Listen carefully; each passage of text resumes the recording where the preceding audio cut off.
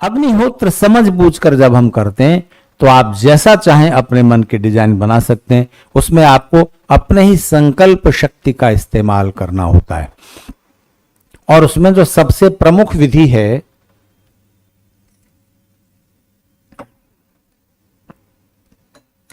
वो है अग्नि के चारों तरफ जल छिड़कने की विधि। आप कहेंगे इसमें क्या खास बात है? जी नहीं, बड़ी खास बात है। देखिए, अग्नि जो जल रही है हवन कुंड में, इसके चारों तरफ जल क्यों छिड़कते हैं?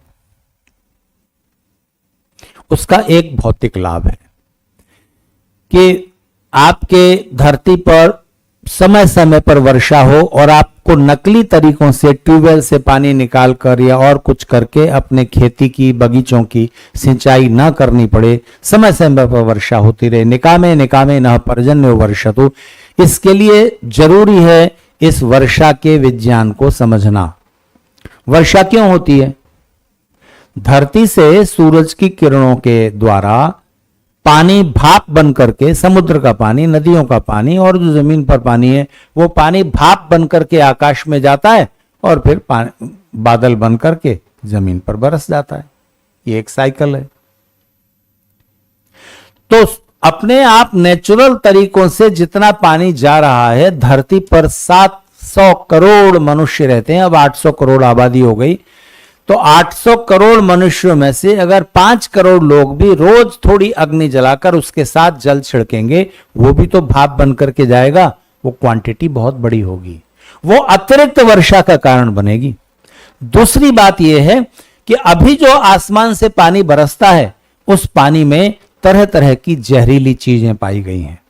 आसमान से बरसने वाली पानी की हर बूंद में तरह तरह के एसिड्स हैं, क्रोमियम है, निकल है, आर्सेनिक है। ये सारी जहरीली चीजें क्यों हो रही हैं उस पानी में जो आसमान से बरस रहा है? क्यों मिल रही हैं? क्योंकि जब वो पानी भाप बन करके सूरज की किरणों से आकाश में गया तो साथ में क्या लेकर के गया? डीजल जो जलाया आपने, कोयला जो जलाया आपने, पेट्रोल जो जलाया आपने, उसके तत्व लेकर के गया। जो वायु प्रदूषण किया उसको साथ लेकर के गया, वही तो वापस आएगा। अग्निहोत्र के साथ आपने जो जल छिड़का वो क्या लेकर के गया? जो जड़ी बूटियां आपने डाली अग्नि में, जो घी आपने डाला अग्नि में, उसके सूक्ष्म तत्व लेकर के गया कि नहीं गया? वो जो जल बरसेगा वो कितना दिव्य होगा। तो एक तो वो काम मत करो जिससे सूरज की किरणों से जो पानी आकाश में जाता है उसमें उसके साथ जहरीले तत्व ना जाएं। जहरीले तत्व उतनी मात्रा में मत जलाओ, उसको कम किया जा सकता है। 70% आप कम कर सकते हो। इतनी व्यवस्था कर दो कि उधर का आदमी उस कोने पे ना जाए काम के लिए और उधर उस कोने का उधर ना जाए। चाइना में जाओ तो 2-3-4 किलोमीटर के दायरे में आदमी का घर, उसका ऑफिस, उसका बैंक, उसके बच्चों का स्कूल, सब कुछ जरूरत के सामान की चीजें, सब कुछ उतने दायरे में साइकिल से काम चल जाता है। हम अपनी जो अच्छी अच्छी चीजें हम पैदा करते हैं, चीनी बनाते हैं, चाय पैदा करते हैं और बहुत सारी अच्छी चीजें करते हैं, वो सब हम उसका सबसे बढ़िया क्वालिटी जो है वो हम एक्सपोर्ट कर देते हैं दूसरे देशों को। क्यों? क्योंकि हमें विदेशी मुद्रा चाहिए। और विदेशी मुद्रा से आपको क्या खरीदना है? जो सामान आपके यहां नहीं बनता या नहीं होता, उस विदेशी मुद्रा का 80% आप क्या खरीदने में खर्च करते हो? पेट्रोलियम, पेट्रोल और डीजल। और वो जला करके हम अपना पर्यावरण प्रदूषित कर रहे हैं। इस विधि से कि सामाजिक व्यवस्था सुधार दीजिए कि आदमी 2-4 किलोमीटर के दायरे में अपना काम पर जाए, उसके बच्चों का स्कूल वहीं हो, पोस्ट ऑफिस, बैंक और सारी कुछ जरूरत की चीजें वहीं होनी चाहिए कि नहीं? आप ऐसी व्यवस्था कर दीजिए, अभी देखिए 70% पेट्रोल का प्रदूषण और खर्च सब बच जाएगा। नहीं करना है तो मत करो, उतना कम कर दीजिए और अग्निहोत्र के साथ थोड़ा सा सुगंधित रोगाणुनाशक और पुष्टिकारक पदार्थ डालिए, देखिए फिर क्या चमत्कार होता है। तो ये तो हुआ इसका भौतिक लाभ। संस्कारों के साथ बात कैसी जुड़ती है? अब देखिए, अब आप ये भौतिक लाभ तो प्राप्त नहीं कर सकते। कितने लोग हवन कर रहे हो? 800 करोड़ में से कितने लोग हवन करते हैं? औसत निकालिए, कुछ लाख निकलेंगे। ठीक है जी, जो रोज यज्ञ करते होंगे, तो उनके करने से ये भौतिक लाभ तो मिलेगा नहीं, क्योंकि इतना पेट्रोल डीजल जलाया है, तो उसका प्रतिकार उस थोड़े से हवन से, इतना सा घी लेके जो कर दिया, उससे तो प्रतिकार होगा नहीं। पर उसका जो मनोवैज्ञानिक लाभ है वो बहुत बड़ा है, वो हर समय लिया जा सकता है। कौन सा? एक आग जल रही है हवन कुंड में, उस जलती हुई अग्नि, अयन तेजमात्मा से 5 आहुति दे दी, अग्नि ठीक से जल गई। अब उसके बाद आप चारों तरफ जल छिड़कते हो, वो छिड़का हुआ जल ये कहता है कि ये आग कल्याणकारी है, जब तक ये मर्यादा में है तब तक। और अग्नि को मर्यादा में कौन रखता है? पानी। तो आग जब तक मर्यादा में है तब तक तो गर्मी दे रही है, रोशनी दे रही है, ऊर्जा दे रही है। जैसे मर्यादा से बाहर निकली, हवन कुंड से बाहर आई, कपड़े जला देगी, विनाश कर देगी। ठीक है, तो जिस तरह से इस अग्नि को ये जल मर्यादा में रखता है, इसका विरोधी तत्व है, अग्नि को शांत करता है। कुछ आग हमारे मन में जलती हैं, क्रोध की, लोभ की, मोह की, अहंकार की, जरूरत से ज्यादा महत्वाकांक्षा की, ये सब जो मन की भावनाएं हैं, ईर्ष्या, द्वेष इत्यादि, ये सब कहां हैं? आग की तरह मन में जलते हैं। हर भावना जरूरी है, उपयोगी है। काम न हो तो सृष्टि कैसे चले? क्रोध न हो तो अन्याय का विरोध कैसे होगा? लोभ न हो तो कोई आदमी अपना बिजनेस बढ़ाने में क्यों अतिरिक्त परिश्रम करेगा? मोह न हो तो अपने बच्चों का पालन पोषण करने में माता पिता जो बड़े से बड़ा कष्ट उठाने को तैयार रहते हैं, बड़े से बड़ा त्याग करने को तैयार रहते हैं, ये मोह की वजह से है। मोह जरूरी है, स्वाभिमान नहीं तो जीवन का अर्थ क्या है? ये सारी चीजें जरूरी है, पर मर्यादा में। क्रोध जरूरत से ज्यादा हुआ, आपको भी दुखी करेगा, आसपास के लोगों को भी दुखी करेगा। लोभ जरूरत से ज्यादा हुआ, आप हमेशा तनाव में रहोगे। मोह जरूरत से ज्यादा हुआ, आप बच्चों को पढ़ने बाहर नहीं भेजोगे, काम करने बाहर नहीं भेजोगे, यहीं रहे, उन्नति रुक जाएगी। तो एक सीमा के बाद वो मोह कम हो जाना चाहिए। स्वाभिमान को दुराभिमान मत बनने दीजिए। महत्वाकांक्षा के बिना आप प्रगति के रास्ते पे कदम नहीं बढ़ाएंगे। महत्वाकांक्षा जरूरत से ज्यादा हो गई तो आप हमेशा बेचैन रहोगे, हमेशा दुखी और परेशान रहोगे। ये सारी भावनाएं जरूरी हैं, उपयोगी हैं, लेकिन सीमा में, मर्यादा के अंदर। तो बताइए, मन की भावनाओं को मर्यादा में रखने वाला तत्व कौन सा है? बाहर की जो आग है उसको तो पानी कंट्रोल में रखता है, मन की भावनाओं और इच्छाओं की अग्नि पर कंट्रोल कौन रखेगा? वो जल है बुद्धि का, विचार का, विवेक का। जैसे ही गुस्सा आए, थोड़ा सा विचार करने लगिए कि मैं गुस्सा क्यों कर रहा हूं। क्या इतना गुस्सा करना जरूरी है जितना कि मैं करने जा रहा हूं? मुझसे ऐसी गलती हो गई होती तो मैं अपने साथ कैसा व्यवहार किया जाना पसंद करता। अभ्यास करेंगे तो 5 से 10 सेकंड लगेंगे और गुस्सा कंट्रोल में आ जाएगा। फिर आप उतना ही करोगे जितना उचित है। आखिर गुस्सा करने का उपयोग क्या है? किसी से गलती हो गई, उपयोग यही है ना कि वो गलती रियलाइज करे कि हां गलती हो गई और दोबारा से रिपीट ना करे। यही तो उद्देश्य है। आप जब उसमें मन की भड़ास निकालने लगते हो उस गुस्से के द्वारा, तब वो गुस्सा लाभकारी नहीं रह जाता, उसके मन में भी आपके लिए गुस्सा निकलता है। अगर आपका नौकर है तो अभी आप पर गुस्सा वो नहीं कर सकता बदले में, पर और काम बिगाड़ सकता है जिसका इल्जाम उस पर नहीं लगे, काम बिगाड़ देगा। फिर आप क्या करोगे? तो क्यों गुस्सा करके आप अपना नुकसान उठाते हो? बराबर का है तो आपसे लड़ लेगा, और ज्यादा ताकतवर है उसके आगे आप गुस्सा करोगे तो और पिटोगे। ठीक है ना? तो ताकतवर के आगे आदमी गुस्से को कंट्रोल में कर लेता, कमजोर पर निकालने लगता है। नहीं, ऐसा नहीं करिए। न्यायपूर्वक उसका व्यवहार कीजिए, उचित अनुचित समझ करके। तो सारी भावनाएं विचार के द्वारा, संकल्प के द्वारा वश में आ जाती हैं। अगर आप क्रोधी हैं और शांत स्वभाव का अपने को बनाना चाहते हैं, अग्निहोत्र करते हुए, जल छिड़कते हुए जब आप मंत्र बोल रहे हो, देव सविता प्रसवयज्ञम प्रसवयज्ञ पतिम भगाय, संकल्प दीजिए मन को कि आज का दिन जब भी गुस्सा आएगा मैं ध्यान रखूंगा और सोच विचार कर गुस्सा करूंगा, जरूरत से ज्यादा नहीं करूंगा। ये संकल्प मन को प्रेषित कर दीजिए। मनोविज्ञान में सबसे मूल्यवान चीज है सेल्फ सजेशन, ऑटो सजेशन। अपने को जो आप रोज सुझाव देते रहेंगे, रोज सुझाव देते रहेंगे, उसका प्रभाव चित्त पर अंकित होता जाएगा और आपके मन की वैसी डिजाइन बन जाएगी। तो करके देखिए। ऐसा मत सोचिए कि सप्ताह में एक दिन आर्य समाज में आए और हवन किया और ये मन में संकल्प लिया और फिर वो 7 दिन संकल्प काम करेगा। वो मुश्किल काम है। वार्षिकोत्सव हुआ, वर्ष में एक बार आए और वो संकल्प साल भर काम कर जाए, ये नहीं होगा। रोज लेना पड़ेगा, रोज समय समय पर उसका ध्यान रखना पड़ेगा। अभी 15 तारीख को हमारे गुरुकुल में एटा में योग सप्ताह का उद्घाटन हुआ। तो प्रशासन की ओर से निश्चित हो गया है एटा में कि 21 जून को तो योग दिवस होता है। वो तो अंतर्राष्ट्रीय योग दिवस मोदी जी ने घोषित करवा दिया अपने प्रभाव से।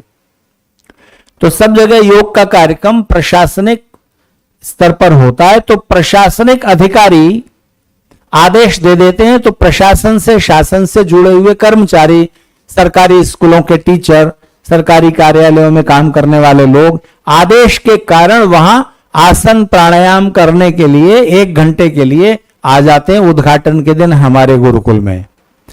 तो उसमें योग प्रशिक्षक उनका होता है, स्वागत आदि हम करते हैं, अधिकारियों को कुछ अच्छा साहित्य भेंट कर देते हैं, भले वो ना पढ़ें पर हमारे गुरुकुल में आए तो हमारी ओर से एक भेंट। तो और क्या दें उनको, मिठाई का डब्बा दे के हम क्या करेंगे, तो उनको एक अच्छी पुस्तक दे देते हैं। थोड़ा सा 5 मिनट का भाषण मुझे देना होता है। तो इस बार मैंने उनको कहा कि कितना अच्छा होता कि एक दिन योगाभ्यास करने से ये किया हुआ व्यायाम योगाभ्यास साल भर तक काम करता रहता। ऐसा हो सकता है क्या? और वो यही करते हैं। 15 जून को आए तब योगा थोड़ा हाथ पैर हिला लिए, फिर कब हिलाएंगे? अगली 15 जून को। तो इस तरह तो स्वास्थ्य लाभ नहीं होगा, ठीक है ना? तो ईश्वर ने कुछ मर्यादाएं बांध दी हैं, कुछ रिस्ट्रिक्शन है ईश्वर की ओर से। क्या ऐसा हो सकता है कि आप महीना भर सुबह से शाम तक व्यायाम करते रहो और ये 1 साल भर तक का व्यायाम आप 1 महीने में करके निपटा दो? ये हो सकता है? नहीं हो सकता ना। आप धन कमा के रख सकते हो कि भाई चलो 10 साल खूब मेहनत करी और जिंदगी भर के लिए कमा के रख लिया, अब आगे नहीं करना, ठीक है। आप 10 साल खूब पढ़ने में मेहनत करो तो इतना ज्ञान इकट्ठा हो गया या उससे आप मेडिकल फील्ड में, इंजीनियरिंग में जो भी आपने पढ़ना था पढ़ लिया और उससे काम चलता रहेगा। ये तो हो सकता है, धन तो कमा के रख सकते हो, पर आप ये नहीं कर सकते कि 10 साल का स्वास्थ्य, उसके लिए जो व्यायाम चाहिए वो हम 2 महीने में करके या साल भर में करके कर लें। क्या ऐसा हो सकता है कि आप साल भर का भोजन 1 महीने में करके अपने शरीर में स्टोर कर लो और वो साल भर तक चल जाए? रोज का रोज करना पड़ेगा ना। तो रोज का रोज व्यायाम भी करना होगा, तो रोज का रोज स्वाध्याय भी करना होगा, तो रोज का रोज अग्निहोत्र भी करना होगा। तो संकल्प रोज दिन भर काम आ जाएगा। थोड़ी देर लिया ना संकल्प 1 मिनट का, दिन भर काम आ जाएगा। साल भर काम आ जाए ऐसा नहीं होता। तो कई लोगों के संकल्प ऐसे होते हैं कि बस आप पूछिए मत, उस संकल्प को करके कोई लाभ नहीं होता। वो पहले से उनके, जैसे महाराष्ट्र में मैंने देखा कि सावन का महीना आता है तो महाराष्ट्र में जो लोग शराब पीते हैं और हिंदू हैं, थोड़ी सी धार्मिक भावनाएं, तो सावन के महीने में शराब नहीं पिएंगे, ऐसा संकल्प ले लेते हैं। लेकिन उससे पहले एक अमावस्या आती है, जिस दिन श्रावण मास शुरू होगा उससे पहले वाली जो अमावस्या होगी, उस अमावस्या को गटर अमावस्या बोलते हैं। मतलब उस दिन अमावस्या की, क्योंकि अगले दिन से तो सावन शुरू हो रहा है तो शराब छोड़ देनी है, तो आज इतनी पी लो, इतनी पी लो, इतनी पी लो कि गटर में गिर जाओ, तो वो गटर अमावस्या कहलाती है। उस दिन वो छक के शराब पीते हैं, फिर महीने भर को छोड़ देते हैं। लेकिन हर दिन इंतजार करते हैं कि 30 दिन कब पूरे होंगे। जैसे सावन पूरा हुआ वैसे शुरू। तो इसका क्या लाभ है? इसका कोई मतलब नहीं है। तो एक मौलाना रास्ते पर जा रहे थे, बस ये बात कह के मैं समाप्त करूंगा। तो रास्ते पे जा रहे थे तो रास्ते में एक शराब घर था। शराब घर में बैठा हुआ था उनका एक दोस्त ने आवाज दी, अरे मौलाना साहब आ जाओ आ जाओ, एक पैग हो जाए। तो मौलाना ने कहा कि नहीं, मैं शराब नहीं पीऊंगा। तो दोस्त ने पूछा क्यों, क्या बात है? तो मौलाना बोले कि 4 वजह हैं जिससे मैं शराब नहीं पीऊंगा। कौन कौन सी? तो बोले देखो, पहली वजह तो यह है कि मेरे मजहब में शराब पीना कुफ्र है, हराम है, पाप है, मना है, कि शराब नहीं पीनी चाहिए। तो पहला रीजन तो यह है कि मेरे मजहब में मना है, इसलिए मैं शराब नहीं पीऊंगा। दूसरा रीजन यह है कि मेरे डॉक्टर ने मुझे बताया है कि अब तुम शराब पीते पीते तुम्हारा लिवर इतना सड़ गया है कि अब अगर तुमने शराब पी तो तुम मर जाओगे। तो मेरे डॉक्टर ने मना किया है कि शराब मत पियो। और तीसरा रीजन यह है कि मैंने कसम खाई है, मैंने संकल्प किया है, पक्का इरादा किया है कि मैं अब शराब नहीं पीऊंगा। और चौथी वजह यह है कि मैं अभी अभी पी कर आ रहा हूं। तो अगर आपका संकल्प इतना मजबूत है तो फिर आप वर्ष में एक बार आओ, आर्य समाज में यज्ञ करो, संकल्प ले लो, शायद काम कर जाए। नहीं होगा, रोज कीजिए। 12 मिनट लगते हैं अग्निहोत्र करने में, पर समझ करके करना।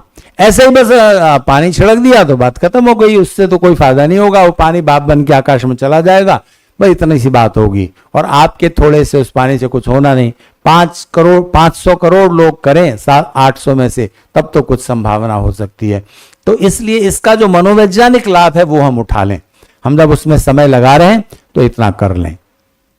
तो अपने बच्चों के मन को संस्कारवान बनाना, उनकी डिजाइन अच्छी हो, इसके लिए ऋषियों ने जो व्यवस्था दी है उसे हम पालन करें, दूसरों को भी प्रेरित करें। लोग समझते हैं, हिंदू समाज समझता है कि ये तो बस ऐसे ये रिचुअल है, कर लेनी है। तो इस समय हिंदू समाज में कौन से संस्कार बस किए जाते हैं? मेरे ख्याल से 2, या तो नामकरण करता है हिंदू, या फिर सीधे शादी, बस। फिर आखिर में अंतिम संस्कार तो होना ही है।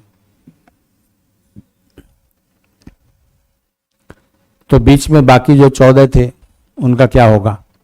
और उनके बिना जीवन का पूरा निर्माण संभव नहीं है। तो हमारा चित्त हमारे शुभ अशुभ कार्यों के पीछे बहुत बड़ी भूमिका निभाता है। अपने मन की जो भावना है, जो संस्कार है, उसको अच्छा बना लें तो सारे काम भी अच्छे ढंग से होने लगेंगे। तो अब मैं अपनी बात समाप्त करूंगा और आप सबको इस बात के लिए धन्यवाद दूंगा। मुझे बिल्कुल आशा नहीं थी, मैं तो सोच रहा था, दिनेश शाह जी को मैंने कहा कि आप ये क्या कर रहे हो, वर्किंग डे है, कल रविवार था, कल तो सत्संग हुआ ही है, लोग आए हैं, फिर आप वर्किंग डे में सोमवार को फिर आप बुला लोगे, कोई नहीं आएगा, रहने दो ना। रात में विवाह संस्कार होना था, तो मैंने कहा कि मैं भी सोऊंगा, थोड़ा आराम करूंगा। तो उन्होंने कहा नहीं आप आए हैं तो उसका कुछ तो और अतिरिक्त लाभ हम उठा लें। तो भाई व्यापारी आदमी है, तो अतिरिक्त लाभ और मिल जाए आपके आने का, ये सोच के उन्होंने वोरा जी को फोन किया। और वोरा जी तो उनका नाम ही प्रफुल्ल है, तो वो बहुत प्रसन्न हुए। उन्होंने कहा कि ठीक है हम करते हैं।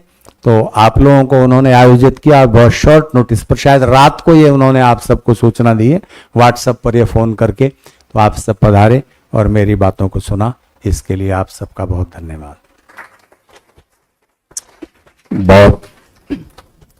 बहुत धन्यवाद है आपका पूज्य आचार्य जी। आप जैसे विद्वान यहां से गुजरते हो और हमें पता चले और हम अगर उसका सदुपयोग ना करें तो ये हमारी मूर्खता का परिचय होगा कि जानबूझकर इतने विद्वान को हाथ में से कैसे निकाल दिया। महानुभावों, सिर्फ 1 घंटा और 10 मिनट इनका व्याख्यान चला है और दोबारा जब ये YouTube पर अगर आप देखेंगे तो आपको पता चलेगा कि कितने विषयों को इन्होंने अपने व्याख्यान में हमको बताने का प्रयास किया। पूरा व्याख्यान अगर 3-4 दफे सुनेंगे तो इसका बहुत लाभ उठा पाएंगे। इन्होंने जो प्रयास किया है, इनकी योग्यता है, इनकी ऐसी शैली है और इनकी ऐसी भावनाएं जिसके बल पर ये कार्य पूज्य आचार्य जी कर रहे हैं। हमने पहले भी इनका बहुत लाभ लिया है। तो जब जब भी आप इस रास्ते से जाएं या इस रास्ते से आए तो हमें एक छोटी सी सूचना जरूर दे दीजिएगा। और आपके व्याख्यानों का ये प्रभाव है कि